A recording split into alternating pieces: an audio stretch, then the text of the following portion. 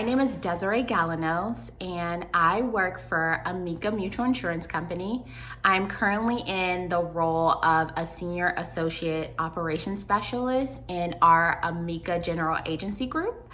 So what I do there is I am helping to underwrite certain risks with our ocean marine line, which is yachts and boats. And I also work with employees on the flood line of the business, where we work with the National Flood Association and also other private carriers like Neptune. And I also have a team of 5 representatives that I manage, as well as helping to manage some of our strategic partnerships with insurance carriers that help us fill the gaps within our organization. Amica is an organization that is a personal lines carrier for insurance.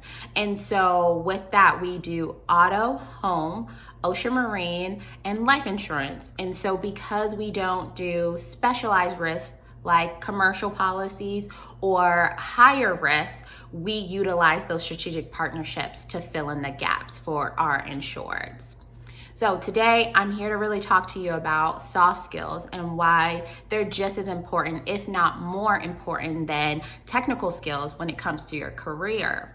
You know, one thing that I think about when I first started my career is that I wasn't the expert, right? I wasn't the expert in my field, technical wise, even in the interpersonal field, I wasn't the most tenured, as if you may say. And so I remember having experiences in being in the room and not knowing as much as other people, or feeling as though I didn't know as much.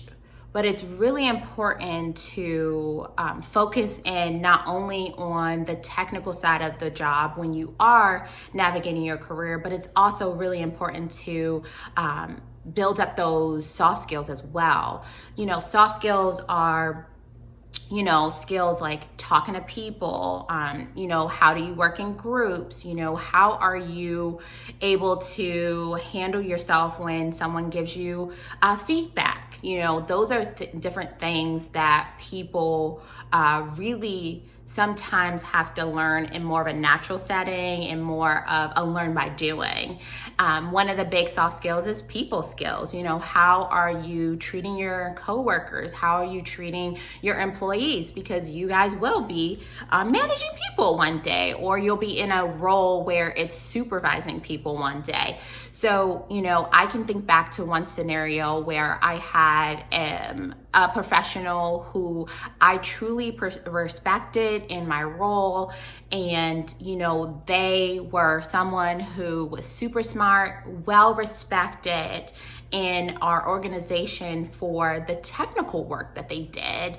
But when you saw him step outside the room and other people was, talking to him or talking about him, that's when you really felt that people didn't necessarily feel that they were always heard by him, right? Sometimes when you feel like you are the smartest in the room, or you are the expert in a field, you have to make sure that certain things that you say, or your word choice, or your language doesn't come off where it doesn't invite other people into the learning process, right? And so this particular gentleman, he had a way of teaching people about the insurance industry in a way where it felt like your voice wasn't heard, or he was more capable than you were.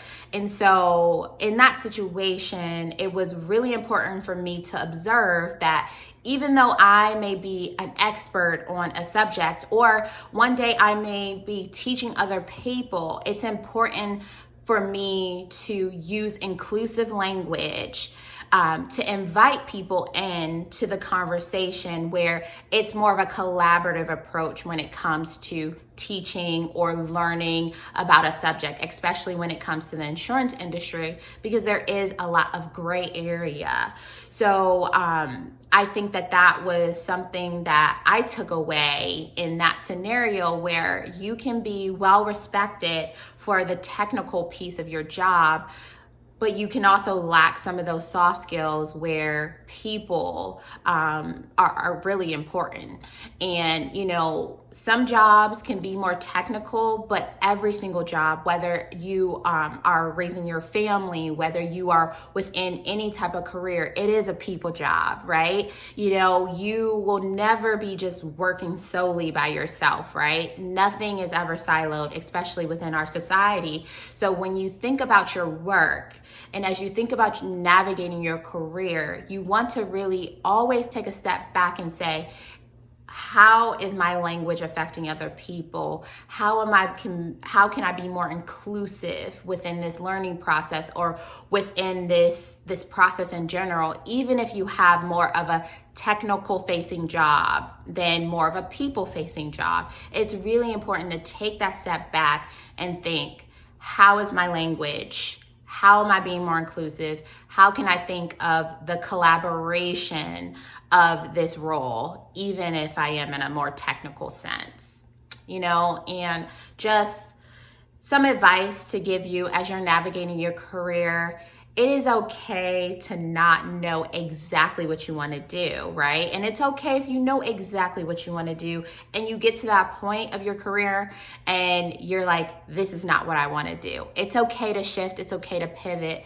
Just know that along the way, whether you're just figuring it out or you have a straight direct plan, that you have skills that you're picking up along the way that you can utilize for not only in your personal life, but also in your professional life, and that you can take with you, whether you pivot or whether you stay straight to the top. So that's something that I really want you guys to realize, is that think about those skills that you're accumulating over the time period, right? Think about those skills that you're getting as you have challenges, as you have triumphs.